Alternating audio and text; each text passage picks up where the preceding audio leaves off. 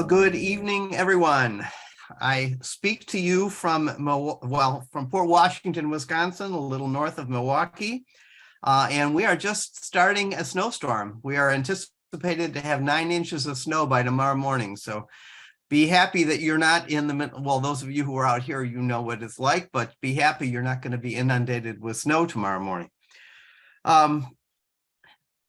As always, I'm excited to have the opportunity to meet together with all of you and to continue this investigation of the Passion. Today, we're going to turn our attention to Matthew and Luke. But before we do that, I want to take a little bit of a break and just talk about something that Sister Maria raised in her comment last time, and that was this consideration: why did Jesus suffer? And I hope you're going to see that my treating that a little bit at the beginning is going to help us to understand what is going on in the gospel tradition. And I do this for 3 reasons. First of all, when she raised the question, it made me realize how central that is, not just to her understanding, but also to my own and also to many of you. And yet it's a complicated question. And so I want to spend a little time talking about it. Secondly, I had already planned to begin this session by talking about some really important images, and I will continue to do that. And hopefully in looking at those images, this will help you understand suffering in a little bit better way. And thirdly, as I tried to answer the question last time, it made me aware of how complex it is. So I'm going to be able to talk about one dimension of that today, and hopefully over the next 2 sessions afterwards, we'll be able to fill it in even more. So at this point, let me share the screen with you. All right. Can all of you see that now? I see your heads nodding, so that means that we must be able to see it. Okay, good. So let me move on from here and to this spot right here. Okay. So what have we already been considering? I want to address several related questions. So first of all, we've actually already been considering how it is that Jesus suffered. You know, we talked about the fact that he suffered physically. Certainly, I think that's obvious. Perhaps we don't think so much about the fact that he also suffered emotionally. Who couldn't have suffered emotionally from having been betrayed by friends? He suffered morally in that he was the victim of unjust accusations and had no way really of responding to it. And then finally, I would contend he also suffered spiritually. We hear that particularly in the agony in the garden, at least as we heard it in Mark, and we'll hear it today again in Matthew, that there is this struggle inside of him. And that had to have had an impact on his spiritual understanding of things. So Jesus suffered in those, at least in those 4 dimensions. Secondly, we've spent some time identifying, as we've been moving through things, who's responsible for Jesus' suffering. And there is a broad range of people we could identify. We could talk about Judas, and we will again today, the chief priests, the elders, and the scribes, and we will again today, and Pontius Pilate. And today actually will also include Herod. We could talk about the Roman soldiers, the Jewish people, the people who abused him as he hung on the cross, his disciples who betrayed him. You know, we're also going to introduce the person of Satan and the evil one into this whole mix. And you've heard me mention this idea of the divine plan of salvation, which seems in a certain sense, as Jesus himself is accepting it, that he might himself share some responsibility for it, and of course, God. And then we've also got the contemporary interpretation. A lot of people will say, well, it's humanity that's responsible for Jesus' suffering. If he died for our sins, then we are partly responsible. So we've been looking at all of those things. But what we haven't really looked at a lot is what I want to talk about now, and that's this idea of a divine plan. And I'm going to term it as a divine plan that was attempting to resolve the ancient cosmic battle between good and evil. And in order for us to do this, we're going to have to reflect for a couple of minutes on the Hebrew Bible's understanding of where does suffering come from. You know, every society, particularly every religious tradition, in some way, shape, or form, has to deal with the question, where does sin come from? Where does suffering come from? Where does evil come from? In Buddhism, for example, it's one of the central questions, and Buddhism claims that suffering comes from inordinate desire. Our desire for anything is the source of suffering. Well, we're going to look at this obviously from the Hebrew tradition or from the Jewish tradition because it is our tradition. So the Judeo-Christian tradition, we are rooted in many of the same stories. And so the story that Israel presents is our story as well, at least when it comes to this question.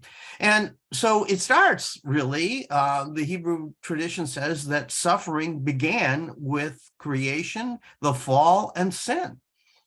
With the fall came sin, and with sin came suffering.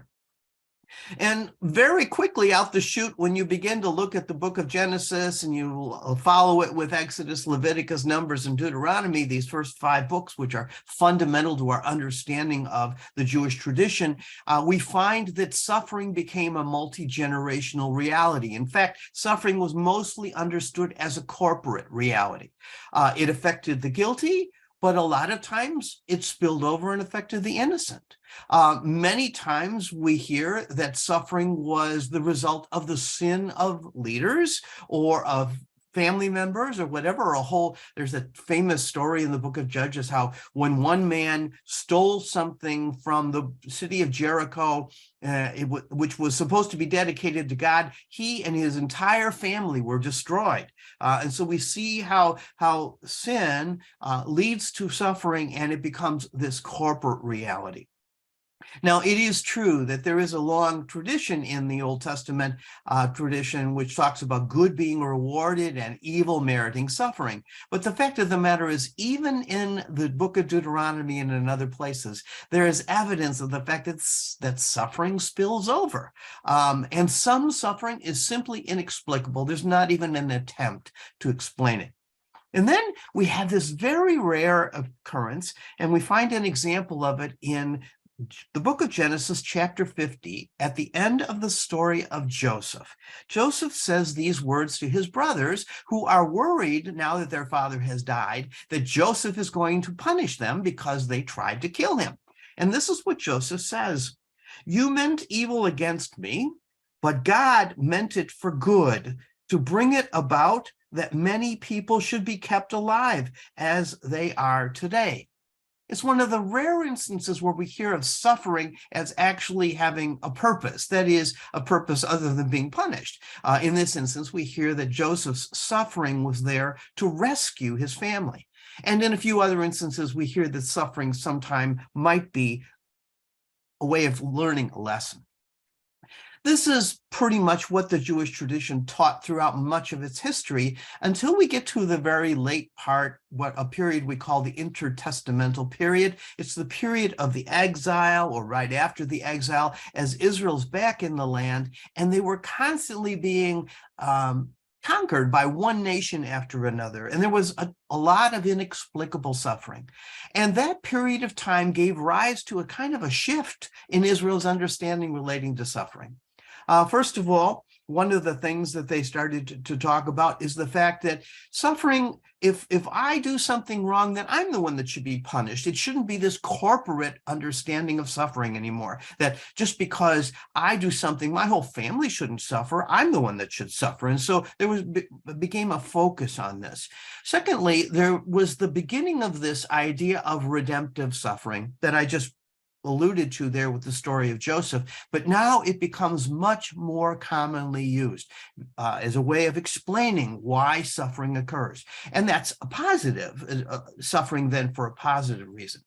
Also, on the negative side, Israel began increasingly to say that suffering was because of the evil forces of Satan, of evil spirits, of whatever it might be. So they would attribute suffering. It wasn't because the human person did something wrong. It was because Satan was taking over. There was also a development of an idea that if my suffering isn't, if I don't receive a recompense for my suffering in this life, that maybe I will receive it in a life to come. And similarly, if I'm the cause of someone's suffering, I could receive my punishment for that in the life to come.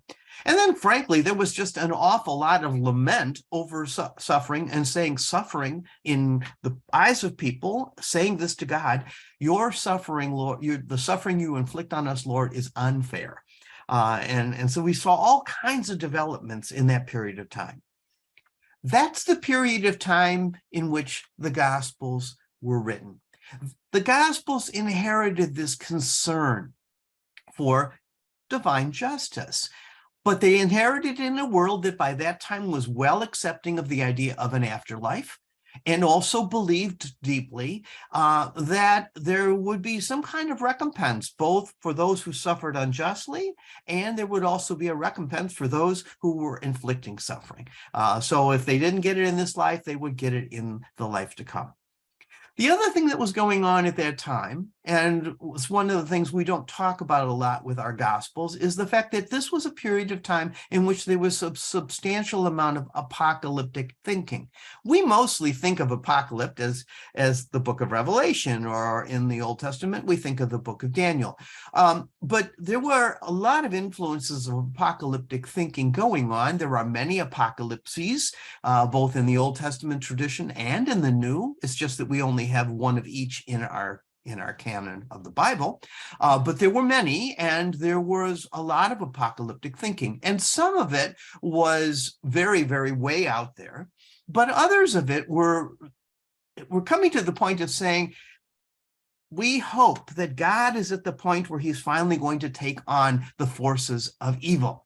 And that's what we begin to see in our gospel tradition. All four gospels, in a certain sense, talk about God doing something radically new, because we are now in this battle with the forces of evil and the demonic.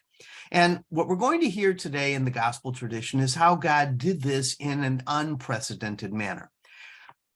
And part of the way that this happens is a move from how we understand God. Throughout the Old Testament tradition, God was primarily a warrior. God was distant and far, of course. God couldn't be approached, but God was frightening. And God was this warrior type, and God would protect Israel, both by using the forces of nature, whether it's splitting the sea in two so that the people could go through, or stopping the sun as Joshua is defeating the Canaanites and mowing them down with the side of the sword, or God would also punish Israel, sometimes through nature again, with drought and plague. Or in other instances, God would use an agent, a punisher nation, whether it's Egypt or Assyria or Babylon. And so these were the ways in which the Hebrew tradition portrayed God. God is the great other. God doesn't, if you get too close to God, you could be killed in the crossfire, so to speak. Well, what we're going to see in the gospel tradition is God takes an unprecedented step. And that unprecedented step starts with the announcing of the dawn of the kingdom of God. And the one who announces it first is John the Baptist, but then the person of Jesus, who, as we come to know, is the Son of God. But that kingdom is about more than just a moral program. And we're going to see that now. We're going to see it in three images that play a very important role in the formation of the Passion tradition, and they accompany us as we walk through Holy Week. So the first one is the Passover lamb. As you can see, the Passover lamb plays a really important role in Holy Week. It is the first reading on Holy Thursday. And just to remind you, the readings on Holy Thursday begin with this. The second reading is a reading from Paul, letter to the Corinthians, where he talks about the Lord's Supper. And then finally, the third reading is the Gospel of John, where we have John's version of the Last Supper where nobody eats. What happens is Jesus washes feet.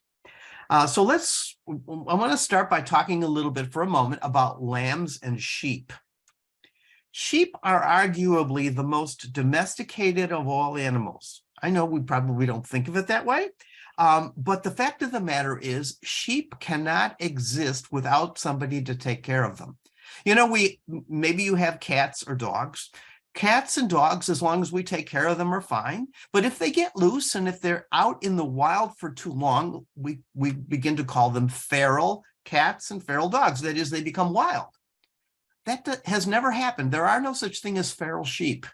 Sheep cannot survive without somebody to feed them. They can't survive without someone to protect them. They just simply don't have it in their genes anymore, it seems, to be able to survive in the wild. And so they are this symbol of weakness and of helplessness. Sometimes sheep are even equated with like being childlike.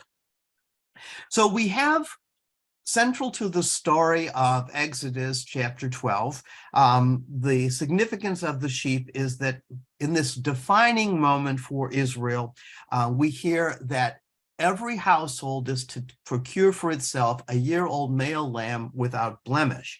And everybody must be included. Nobody can be left out. So if a household is too small, they have to join to another household. This is a nation-defining moment for the people of Israel. And so what they are to do is, with everyone present in the twilight, they are to slaughter the lamb, use its blood as a sign or a signal to mark the doorposts and the lintels of their homes. And then they are to roast it and eat it together with unleavened bread and bitter herbs. And all of this is about creating out of the people of Israel a new reality. They are to eat it as people who are ready to flee. So as the Lord passes over the houses and sees the blood on their houses, the Lord passes and goes on and executes judgment on the gods of Egypt by killing all of the firstborn. So in the end, the blood of the lamb accomplishes freedom. And the body of the roasted lamb feeds the Hebrews as they prepare to participate in this new, in a certain sense, this new covenanted people that they have become. One of the things that's really important, however, to note is that the lamb in this story is never associated with the Lord, okay? The lamb is an instrument. The lamb is an animal whose blood serves as a signal to protect the Israelites or the Hebrews, and its body is used to provide them with food. Now, it's no accident that this story and the other two stories come together for the celebration of Holy Thursday.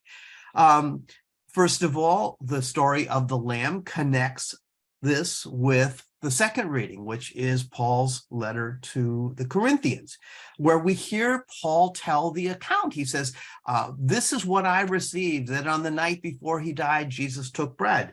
And what's particularly interesting is the wording. He says, he took bread and blessed it and broke it and gave it to them. And he says, this is my body, which is for you. And then he says, do this in remembrance of me. These are the same words that the Israelites were told when they were out there in the wilderness in Egypt getting ready to leave. You are to do this every year to remember what has happened to you. This is a new covenant, or that was the original covenant. Now this is a new covenant in the blood of Jesus. And he says, do this, Paul says, do this as a proclamation of the Lord until he comes again. And then finally, of course, all of this is connected with the Gospel of John, where Jesus engages in the greatest act of service, which is going to tie us in with the other two. One of the things, however, that is particularly new, and this is one of the things that I wanted to emphasize, is that now what we see is Jesus is associated with the Lamb. I said a minute ago in Exodus, the Lord God was not associated with the Lamb. The Lamb was simply an instrument that was used.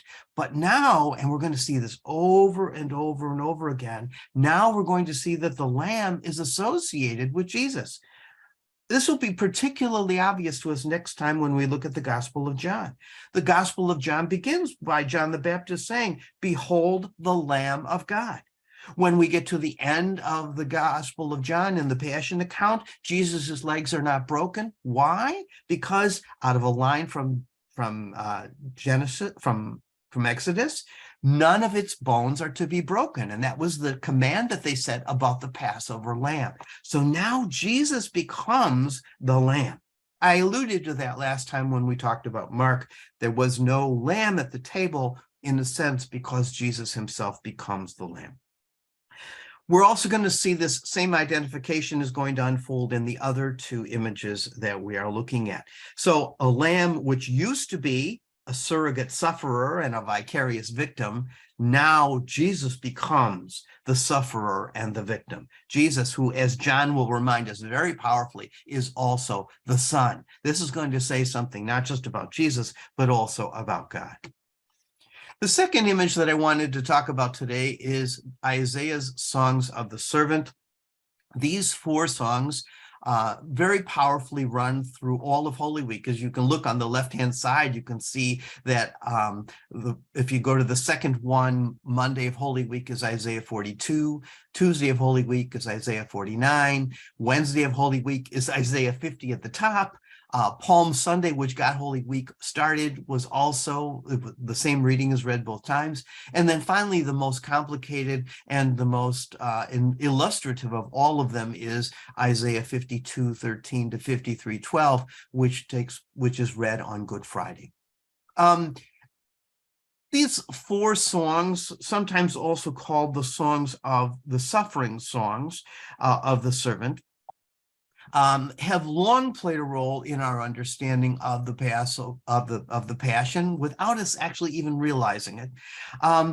I have to tell you that there is no unanimity at all among scholars as to who the servant truly is.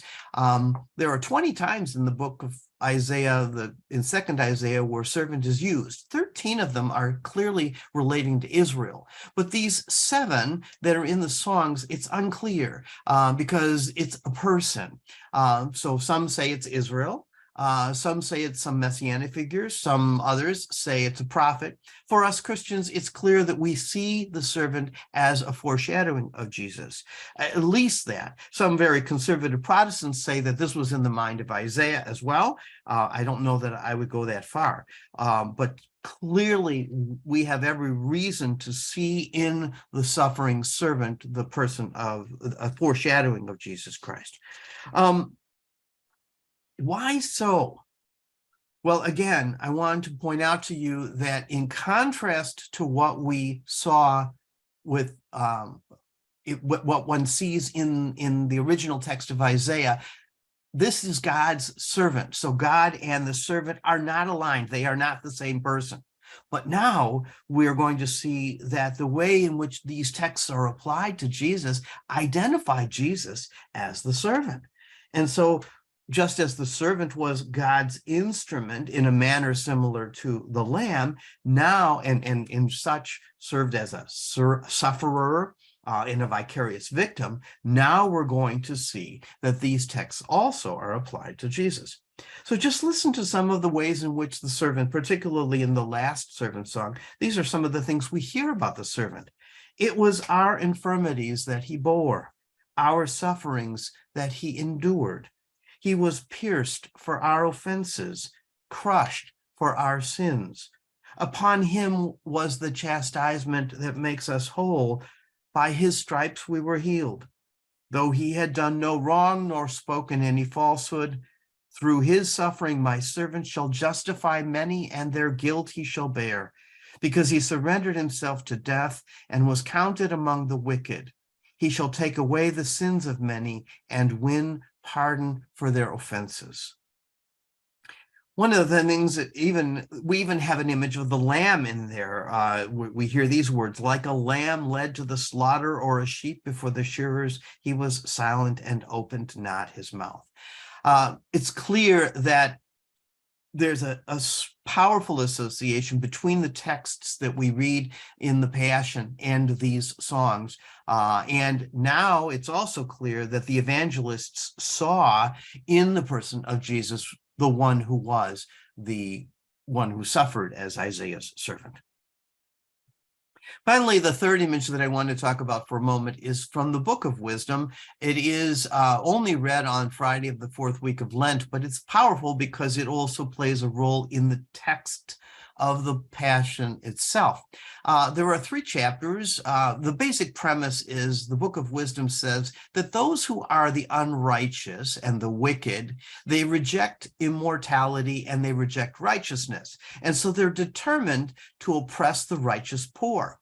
And they are particularly determined to oppress the righteous one, who in their eyes is loathsome to them.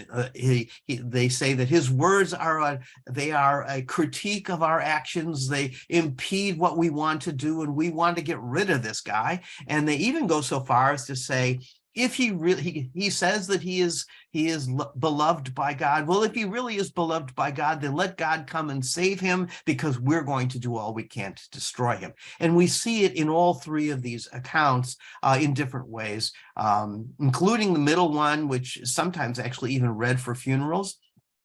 The fate of the righteous one when he dies early. The point I want to make with this is that these 3 passages are echoed, especially when we listen to the words of those people who were abusing Jesus as he was hanging on the cross. So we're going to see that this also was pretty clearly in the mind of the evangelist as he was moving forward. We're going to take these insights now and move our attention into the gospel itself today, specifically Matthew and Luke. So first of all, just a couple of comments about the two passions for our information. It's pretty widely accepted by most scholars that Mark was the first of the Gospels and was composed around the year 70 AD, right around the time that the city of Jerusalem, or the temple in Jerusalem, was destroyed by the Romans. It's also pretty clear, most accept the fact that this gospel was a major source for Matthew and Luke.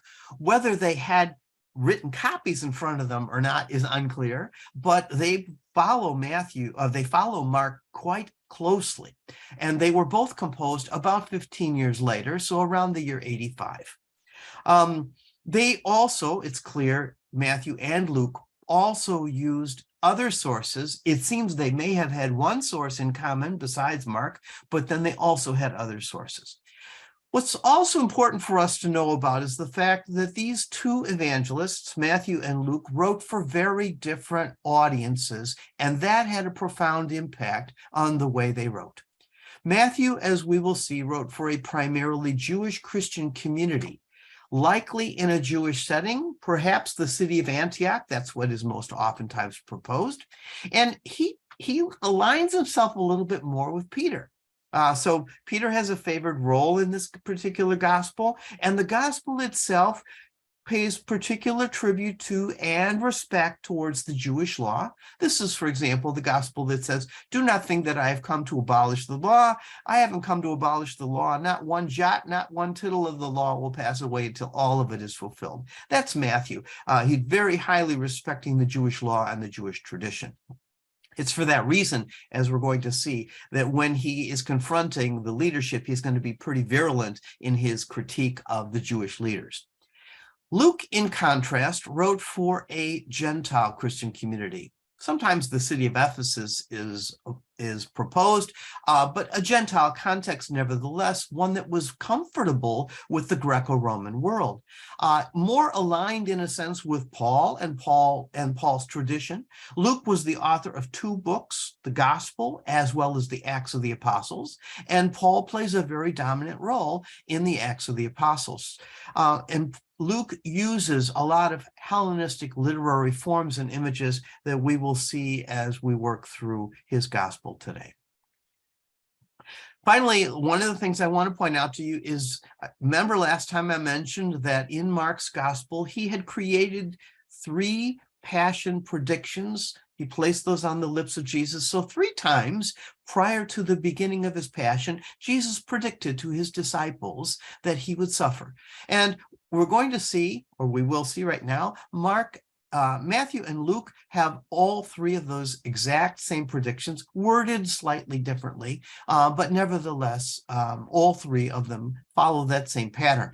You'll notice in there a little parenthesis, and the word day is the Greek word, and we sometimes call it the divine imperative. When the evangelists wanted to say that something had to happen because God wanted it to happen, they would use that little word. And so here it's reflected in the word must. The Son of Man must suffer. You'll see in Matthew, he must go. And in Luke, he must suffer. That little word appears in all 3 of them. And it's an important indication that something is going on here that is related to something bigger than just Jesus's prophetic mind. This also is reflecting something that God is with him on. I'm not going to look at all 3 of these accounts.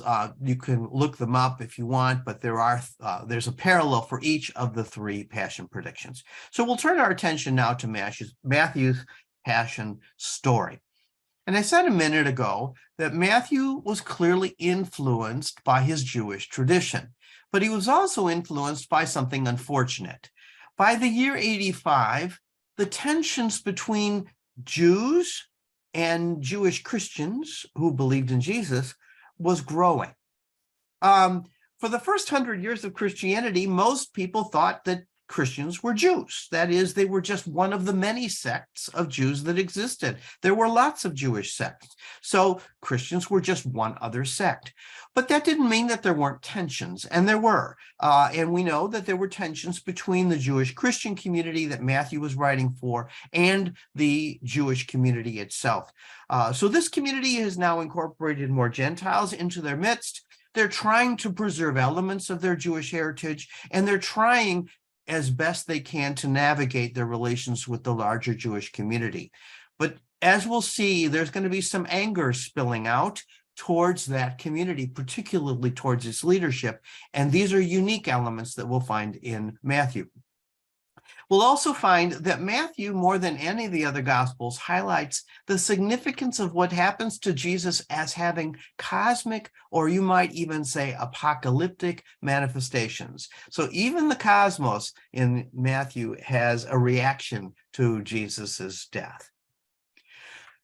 The way I'm going to break this down is we're going to look at it in 3 groupings. We're going to first start by looking at the traditions surrounding Judas and a little bit of the disciples. Then we're going to look at the leaders. And then finally, we'll look at the judgment of nature. So on the left-hand side, you will see some elements that Matthew adds to the Judas tradition.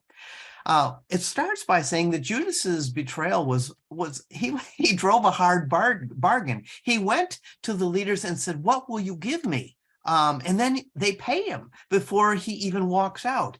So there's this kind of transactional and hard-heartedness on Judas's part that we see in Matthew. Or when you get to the Last Supper, Matthew and Luke begin the supper by having Jesus predicting that one of the disciples will betray him, but Mark never says who it is. He just has Jesus predict it. Well, Matthew does. At the end of it, he has Judas walk up to Jesus and say, "Is it I, Master?" in an almost daring tone. And Jesus responds, "You say so." So we see this, Judas is kind of this daring individual. And then finally in Matthew, in the garden now, when Judas comes up to Jesus to betray him, Judas addresses Jesus in a rather unusual and sarcastic manner. He calls him friend. Or Jesus responds to Judas as friend, because Judas comes up and says, "Hail, Master." And of course, this is anything but a greeting of friendliness, and it's anything but accepting Jesus as Master. And so Jesus responds to him with this word friend. And it's an interesting word that has a nuance that means that the person you're calling friend isn't really your friend. And so it's an ironic twist in the gospel. When it comes to the disciples, and then we're going to continue on with the Judas thing. When it comes to the disciples, we're going to find now that Matthew will identify that it is actually one of the disciples who strikes the slave in the garden. He doesn't say yet that it's Peter, but he does identify it as one of the disciples. And Jesus responds by saying, put your sword back in your in its sheath. Don't you think that I could appeal to my Father to send a legions of angels? But then he says, and kind of poignantly, but if I were, then the scriptures wouldn't be fulfilled. And so that cannot happen. Matthew is the only one who records for us the account of Judas's death. There is an account in Luke, but that's in the Acts of the Apostles, not in his gospel. So Matthew interrupts the story to tell us about Judas. And the real important point here is the fact that Judas now realized that he has betrayed innocent blood. And we're going to see this theme of innocent blood showing up over and over and over again. So he brings the money back because he has betrayed innocent blood. He throws it in the temple, and we hear he hangs himself. This is only found in Matthew. And kind of ironically, the chief priests take this money. They can't put it back in the treasury because they are calling it blood money. And so what they do is they buy the potter's field with it. In a certain sense, by refusing to put the money in the treasury, they too are acknowledging that Jesus is innocent. That brings us then to Matthew's treatment of the Jewish leadership. The first thing I would say is that although Matthew basically follows the order of Mark's account, and if you were to look at the two, you would see they're very similar to one another. The other thing that you will notice is that we are going to see a heightened animosity on Matthew's part in the way that he describes those leaders. As with Mark, we hear that those responsible for Jesus in the Passion predictions are the chief priests, the elders, and the scribes. Sometimes Matthew will expand it a little and call them the elders of the people. Basically, through the trial scene and everything, Matthew does the same thing as Mark. He acknowledges that the leaders know they have no case. They try to get false witness, and they're not getting anywhere with it. And it's finally only when the chief priest asks Jesus point blank, "Are you the Messiah and the Son of God?" that Jesus responds, "Yes." And then it's at that point that, in contrast to Mark, where they said that he should be condemned, in Matthew he says they have determined to kill him. But the real awful scene is found in front of Pilate, and this is when the leaders whip the people up when they are proposed to choose between Jesus and Barabbas. And they demand that they get Barabbas, and they declare, when asked, "What should I do with Jesus?" they say, "His blood be on us and on our children." We'll come back to that because it's such an important scene. It's only found in Matthew. And finally, one of the last scenes where we see the leaders is when they are standing in front of the crucified Lord, and they are claiming that if God would deliver him, they would believe. And of course, it's the height of cynicism because they have absolutely no intention of believing anything. As if all of that were not enough, Matthew even goes to greater lengths than Mark or Luke in trying to exonerate Pilate so that the priests and the elders look even worse. So all of the Gospels do somewhat minimize Pilate's guilt, but Matthew has a message sent to Pilate from his wife. This is found only in Matthew, where she says, "Have nothing to do with that righteous man, for I have suffered much over him today in a dream." And a little later, Pilate takes the dramatic step, only in Matthew, of washing his hands and saying, I am innocent of this man's blood. See to it yourself. You can see over and over again, everybody is trying to push off the responsibility. Nobody wants to be stuck with the blood of an innocent man on their hands. So everybody is trying to push it off. That leads me then to the question, are the people themselves guilty? You know, that charge of, I mentioned that before, that there was this charge of deicide which has hung over Jewish Christian relations for 2,000 years, and it's been a horrific legacy, and it led Nostra Aetate, paragraph 4, and other church documents to declare that neither all the Jews indiscriminately at that time nor Jews today can be charged with crimes committed during Jesus's passion. So what are we to make of this? Responsible scholars, and right now I'm quoting the late Father Daniel Harrington, who wrote the commentary on Matthew's Gospel. They have, and others share in this, they believe that this line in Matthew is actually a reflection of the tension that was going on between Jewish Christians and Jews during the first century. By saying this line, his blood be on us and on our children, Father Harrington said, the Jews of Matthew's time believed that that actually had been realized in the destruction of the temple in 70 AD. So the Jews of Jesus's time who cry out, may his blood be on us, it's the following generation, their children, for whom this is actually then fully realized with the destruction of the temple in Jerusalem. So his argument would be that it wasn't just limited to the Jews who were in Pilate's courtyard that day, but it certainly wasn't all Jews of the time. That would have included the disciples and Mary and everyone else. And it wasn't a blood curse that was supposed to go down through all the ages. It was, in a sense, realized in the destruction of the temple in 70. And so Father Harrington says the Matthean setting involves both the time of Jesus and the time after 70 AD, around 85, and it's really rooted in an inner Jewish quarrel. That unfortunately hasn't stopped generation after generation after generation of Christians from using this line as a way of beating up on Jews. And but anyways, this is a uniquely Matthean line, and hopefully we can, as we learn more about it, we can become more responsible with it.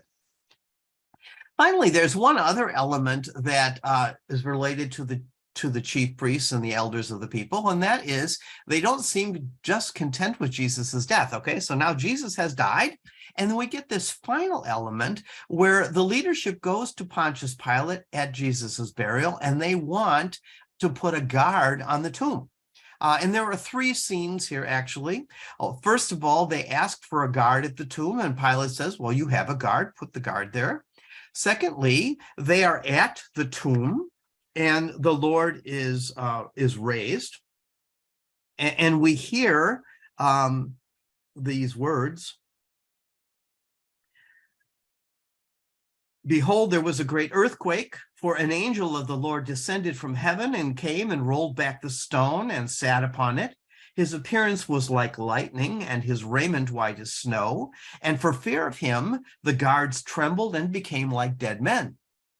And then finally, in the third scene, after they had recovered from their fear, they run off to the chief priests and say, this is what has happened. And the chief priests, so goes the story, paid the soldiers off and said, tell everybody that his disciples came and stole the body in the night while we were asleep, and we'll make sure that you don't get in trouble with this. And the last line is, and that is the story that circulates among the Jews to this very day. Again, very hard to know how historically accurate this is. You know, one of the problems that it would pose is how would the women have come and anointed the body if there was a guard at the tomb, which would have been placed there specifically not to allow them to get in to take care of the body. So it's hard for us to know exactly. It may be part of this tradition, which is reflective of the tension between Matthew's Jewish Christian community and the Jewish community at large. Finally, the last scene or the last dimension that I want to point out is the fact that Matthew goes far beyond Mark and Luke's darkness over the land and the splitting of the veil of the temple. Matthew describes nature's reaction to this death and to its resurrection by using apocalyptic terms that reflect the visions of the Messianic age. And so here's the quote: "The earth shook, the rocks were split, the tombs were opened, and the bodies of the saints who had fallen asleep were raised. And coming out of the tombs after his resurrection, they went into the city and appeared to many." This is unique to Matthew. We don't find this anywhere. It is striking to note that he's very careful to say that they only came out of the tombs after Jesus's resurrection, indicating, as the tradition says, that Jesus is the first fruit of the resurrection. The reaction of the centurion was also affected by this. The centurion, we are told, only said, "Truly this is the Son of God," which is what he had said in Mark as well, but only after he had seen these signs, especially the first ones. The rocks were split, the tombs were opened, and the bodies of the saints were raised and coming out of the tombs. So what are some conclusions that we might draw from Matthew's account? Well, first of all, I want to say that you can read Matthew or you can read Mark, and you read pretty much the same account, because Matthew's version pretty much follows Mark, a little more refined, but much the same. But one of the things that's striking about Matthew's account is that through Jesus's opponents, for the most part, we hear all the truth about him. So, for example, we hear from Judas and from Pilate and from Pilate's wife and from the false testimony that the priests sought. We hear that Jesus is innocent.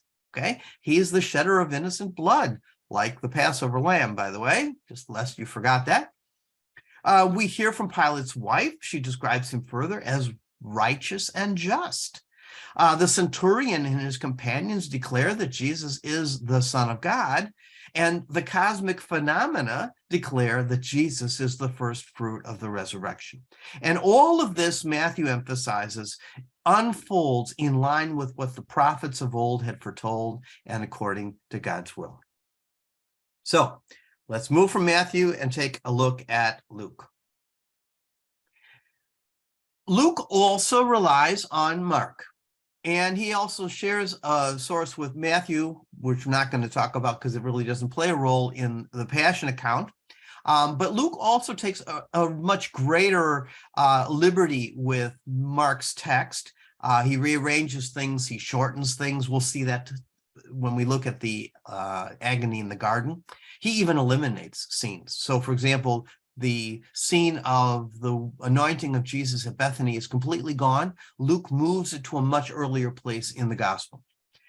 Luke also, in addition to being a historian and evangelist, is also a theologian. And he's very concerned about theological themes, and he wants those themes to play a role in his unfolding story. So, for example, Jerusalem in Luke's mind is the city of destiny for Jesus. It's where his gospel began, when Zechariah was in the tomb, in the temple, and the angel appears to him and says that his wife Elizabeth is going to have a child. That's where the gospel begins in Luke's account. This is a gospel where Jesus is the rejected prophet, but Luke is also interested in showing Jesus as a wise philosopher. This is a gospel which is much more explicit about the battle between good and evil, but it's not portrayed in the over-the-top apocalyptic way that we saw in Matthew. We're going to see that it's done by much greater mentioning of Satan and the forces of darkness and the hour. And we're also going to see that there's a much more mixed portrayal of the Jewish response to Jesus in this gospel. This is the gospel which sees the passion as the fulfillment of God's divine plan. For Luke, The Passion brings this together, and it does so with, and I use this word, you're not going to find this in Luke, but I would say with a certain amount of inevitableness about it. We're going to hear him emphasize that the leaders wanted to do something, but they were unable to do it. We're going to hear that, for example, that everything gets started because Satan enters into Judas. Judas doesn't decide on his own to go. We now hear in Luke that Satan enters him. And we hear, as Jesus is consoling the disciples, Jesus says to Peter, Satan has demanded to sift you like wheat. And we hear that it's the hour and it's the power of darkness. And so all of this, and we're going to see that this plan unfolds in an almost inevitable way. We're going to hear also a strong emphasis on Jesus's humanity, but not so much on his suffering humanity. We're going to see that when he suffers because others suffer. He is so in line with them that his focus is on the suffering humanity around him. We're also going to see that this divine portrayal, Luke's portrayal of the divine plan affects the way that Luke describes the leaders. They're confronted with their own powerlessness. Political leaders are constantly testifying to Jesus's innocence, even as they contribute to his death. And as I mentioned, this is a gospel which has some pretty predominant Hellenistic features. So, some scenes. Who is Jesus? Well, Jesus is the one who weeps over Jerusalem, only found in Luke. This is a Hellenistic technique where a philosopher would sit over a city and weep over its fate. Here we have Jesus, who's God's emissary, who's Israel's king. He's the prophet who has been rejected by the people, and he weeps, but he weeps not over his suffering that's coming. He weeps over the fate and the suffering of the city of Jerusalem. Who is Jesus? Well, he's the one who is at the Last Supper with his disciples.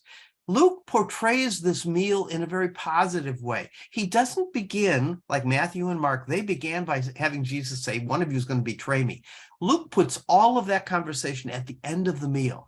He begins the meal by having Jesus say, I have longed to eat this meal with you.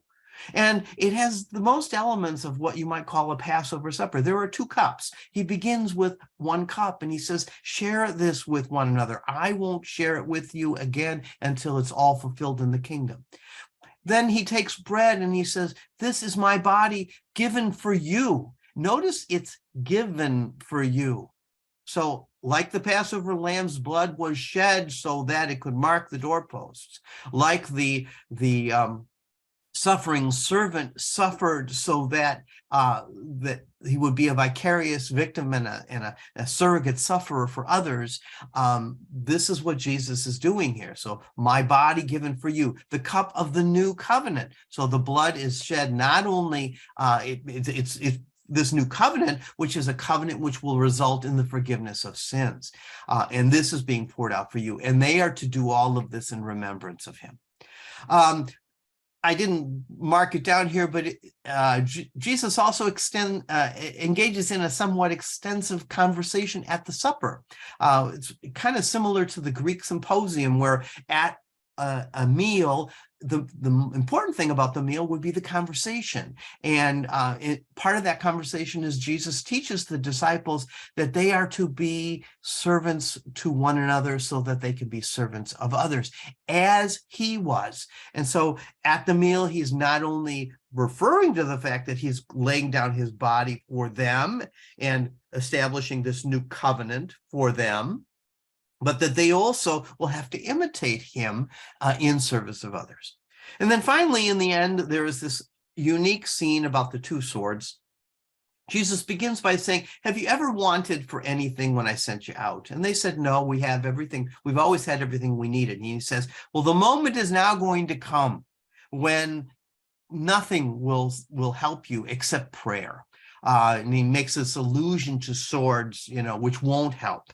And it proves to be the disciples' final, really serious misunderstanding. So who is Jesus then in front of the authorities?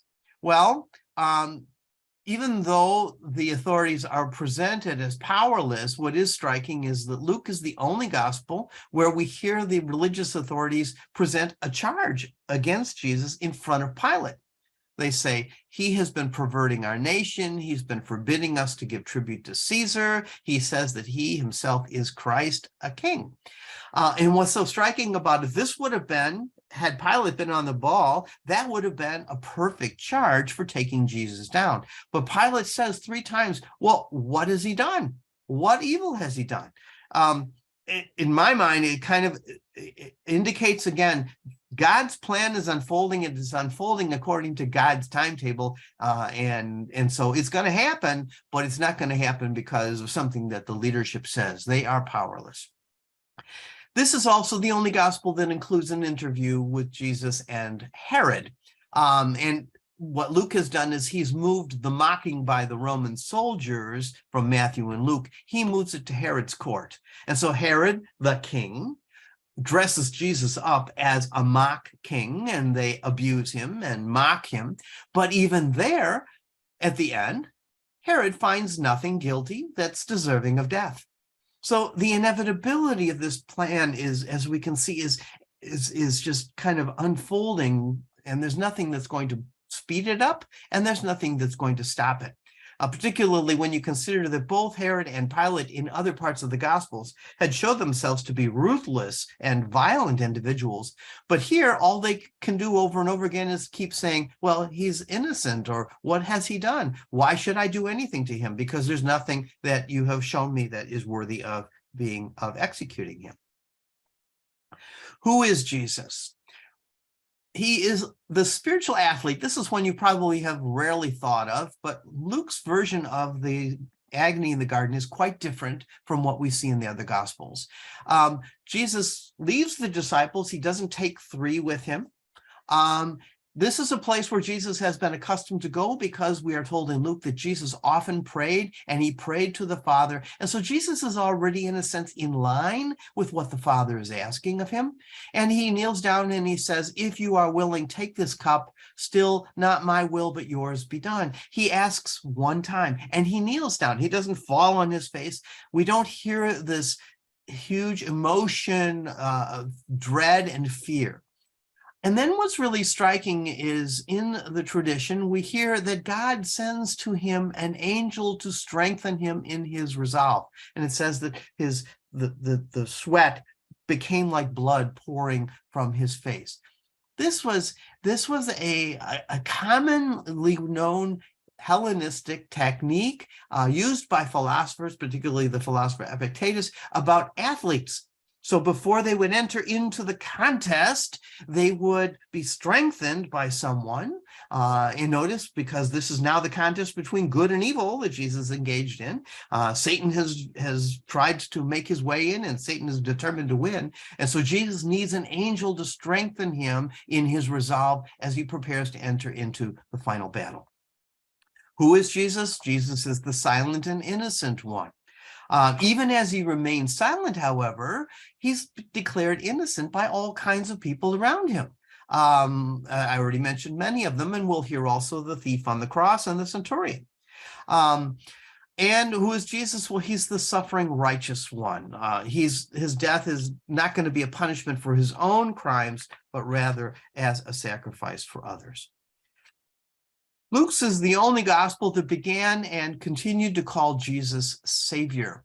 The angels announced to the shepherds, today is born to you a Savior who is Christ the Lord. And so Jesus is mocked, particularly in Luke, on this point. Save yourself, save yourself, save yourself and us. That's what the unrepentant thief on the cross says. And ironically, of course, Jesus is in the process of saving, but not himself. It doesn't consist for Jesus, salvation is not to be liberated politically, and it's not to have your life lengthened. It's rather that people are restored through forgiveness. And Jesus enacts this by the words that he utters on the cross, again found only in Luke, Father, forgive them, for they know not what they do. Finally, Jesus is the rejected prophet. He predicted this. It was predicted of him already early in the gospel, but we see it over and over and over again and he predicted himself that this would happen. And he is the compassionate and caring, suffering servant.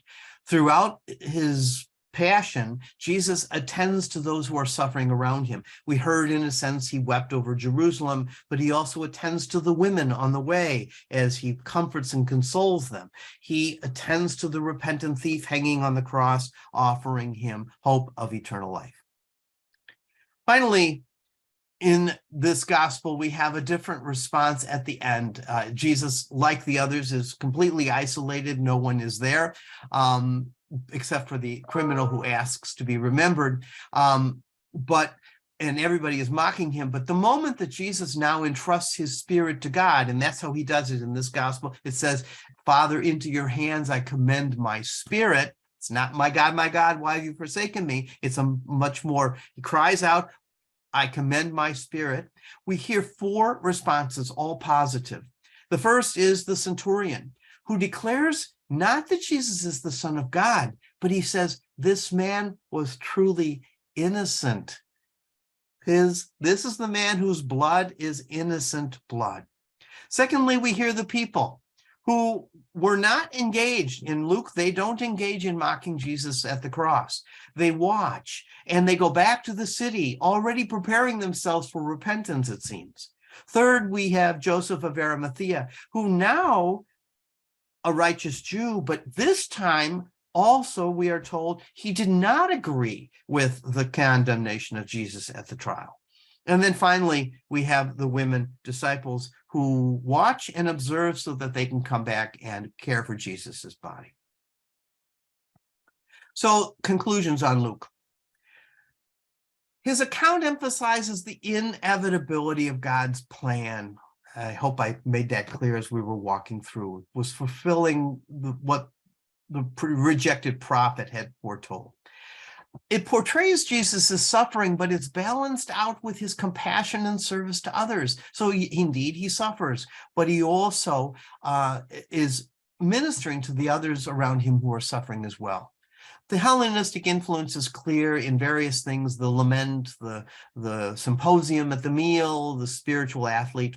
He's a rejected prophet, yes, but he's also a philosopher and a wise man.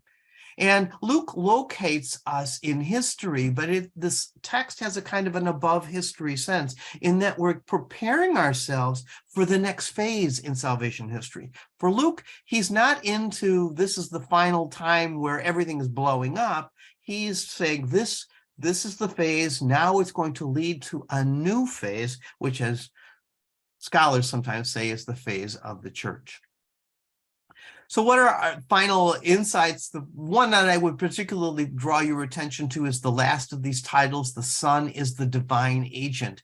This is a new thing that we have not seen before. And I want to now pull back to that crucified God in a moment, but why did Jesus then choose to suffer? Well, based on what we talked about earlier, I would say, and this isn't a complete picture, of course, but at least is a new insight, that we are at a new and final stage in the story of salvation history. The divine Son assumes human vulnerability, and by doing that, he breaks the cycle of death, and he establishes a new community that is going to be embracing that path. In a certain sense, you might say that by assuming the role of the Passover lamb and the suffering servant and the righteous one who was persecuted, and making that part of his vocation, Jesus, who is also the Son of God, has divinized suffering and divinized this role as a vicarious sufferer and as a surrogate sufferer. Finally, and I'll just make mention of it, kind of in line with Jürgen Moltmann in his work, The Crucified God, he said something similar to this in his last line here. It says, God and suffering are no longer contradictions, as in theism and atheism, but God's being is in suffering, and the suffering is in God's being itself, because God is love. All right, with that then, I'm going to stop the share and get rid of that. And hopefully Matthew can unmute you all.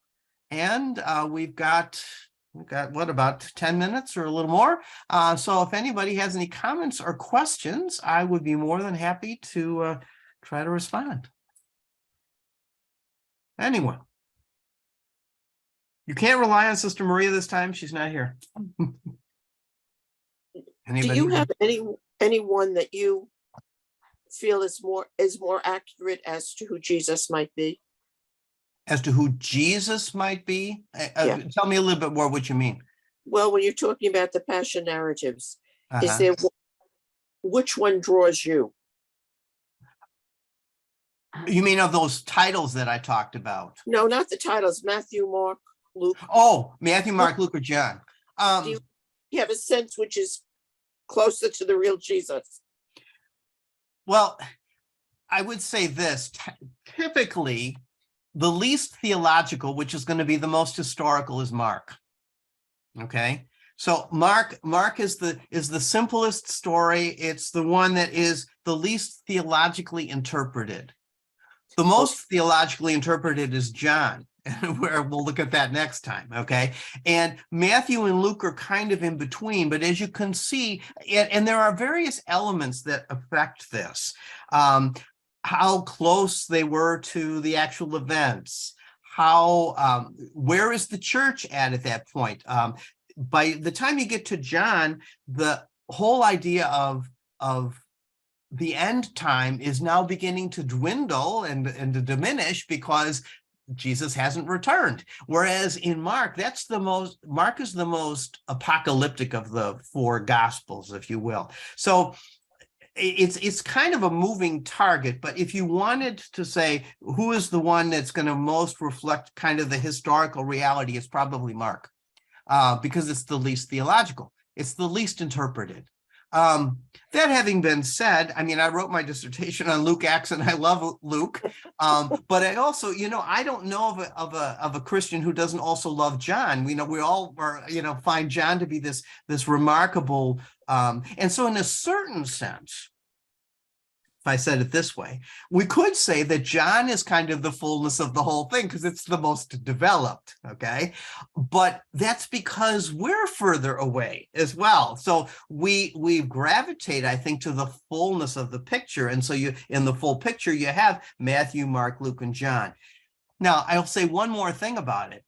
One of the early heresies in the church was a heresy that wanted to basically collapse the whole tradition into one gospel. And this was mightily resisted because they said, no, we need each of these witnesses. And I'll give you a parallel. I am one of 5 boys in my family, and I know that each one of us, if we were to describe my mother and father, would describe them differently. And you get the best picture of who my mom and dad are if you have all 5 of us, and the most biased if you only have one of us. So my argument or my contention would be we're rich because we have 4 portraits, and we have Paul as well. But to kind of go back to your original question, the one that's going to be most like the historical Jesus is probably Mark. Thank you. You're welcome. Anyone else?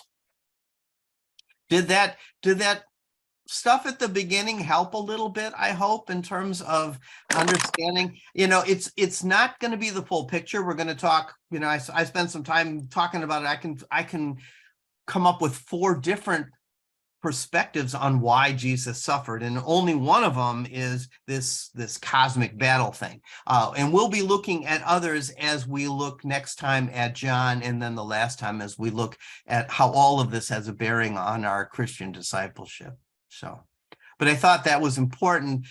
We oftentimes, in my own study of it, one of the things that really struck me was the fact that these images are assumed by Jesus in the Passion account, and their origin was that these were instruments of God. So they weren't associated with God. And now all of a sudden we have assumed into God. And I find kind of a cool idea is the fact that we've got the divinization in a certain sense, that God now becomes one with us also in suffering and also in service, which is what Jesus reveals in the washing of feet and in other kinds of things as well. There are some ways in which we can imitate God, some ways in which we can't. None of us are ever going to be able to imitate God in the sense of being the Passover lamb who brings about the forgiveness of sins. We can't bring about the forgiveness of sins of the world, but we can imitate God in forgiving one another. And so this becomes a dimension of the divine that we don't see in the Old Testament. God always used agents to do it. And now in the New Testament, in the person of Jesus, God enters the scene, as Moltmann said, as the crucified God. Anyone? Yeah. Just speak, because I don't see any hands, but if you want to say something, just speak. And it should. Steve, could you, yes. I don't know if it's a more I'm looking for about the suffering of Jesus. You know, sometimes it's with that he chose suffering. He was human, yes? Mm-hmm. So he suffered. It's right. Period. He didn't choose it. He suffered, and not that he put away his godliness. I guess I'm trying to make him very much one with me. Right. But was able to show the flip side by, to grow through it or with it. I don't know, but could you say a little more? Because you said something, but I can't find it here in my notes, that I almost thought it was a human divine kind of action happening. Well, I mean, what I said right here towards the end, let me just read you a paragraph that I wrote here. The images of the Paschal Lamb, the suffering servant, and the righteous one, and also the rejected cornerstone and the high priest, which we're going to see next time, they all point to a merger of images that are now located in Jesus as part of the fulfillment of the divine plan, and all of it was foretold by the prophets. Although the Old Testament images were best described as surrogate sufferers and vicarious victims who were separate from God, in the Passion accounts, Jesus absorbs these identities into himself. Thus, they are divinized, in a sense, in that they become part of God's identity. This is part of who God is. And that's what Moltmann is saying when he talks about the crucified God. And they also help to explain how God will engage the cosmic battle between the forces of good and evil. And one of the things that I find attractive about that is the fact that it's not so much the expiation explanation, which is frequently given, which plays a role in Paul, that God needed a sacrificial victim, so to speak, but rather that this is God's way of overcoming the power of sin and death. And Paul also said that in Romans. He said, I think it's in Romans 5, he uses that example. He says, we were under the power of sin and death, and Jesus came and broke the power of Satan. And so in a certain sense, like the suffering servant who bears, who suffers on our behalf, or like the Passover lamb who sheds its blood, and by shedding its blood, rescues the people of Israel, even as they're being freed from the oppression of the Egyptians. So we're using these images, but I see this as an incorporation of that into the Godhead. And it was possible because Jesus was a human being. So God isn't just doing it from the outside. Maria wrote me a note and she said, I just keep wondering about, why couldn't God have just done this from the outside, have just, fixed everything from the outside? And I don't know that I can explain that, but what I can say is that through these images, God appears to enter into the scene, and that offers us not just tremendous hope, but it also offers us, as we'll hope to tease out in the next two, it'll offer us a path as to how we can participate in it as well. And sometimes we might not want to participate in it because it's not always necessarily a particularly joyous thing, except when we can look at it as when one does it out of complete and total love for the other. I think of it sometimes as a parent who stays up all night with a child, and who has a big meeting the next day and has a whole day of work, but stays up anyway and cares for this child in love and care and concern, and doesn't really get much out of that, who's exhausted and all of that but does it because the love is so profound that it's a given. There's nothing else that one can do. Thank you. Sure. Let me see. I see 7:16. So Matthew, I don't know. Let me ask, does anybody else have any questions or any comments, or should I tell Matthew that we can shut down? Okay, I'm not, I should tell you that next time we will be looking at John, and it's on your sheet. And we're also going to look at 1 Peter, Philippians, and the letter to the Hebrews. So on that sheet that I sent you, look at what is coming up for the 4th session.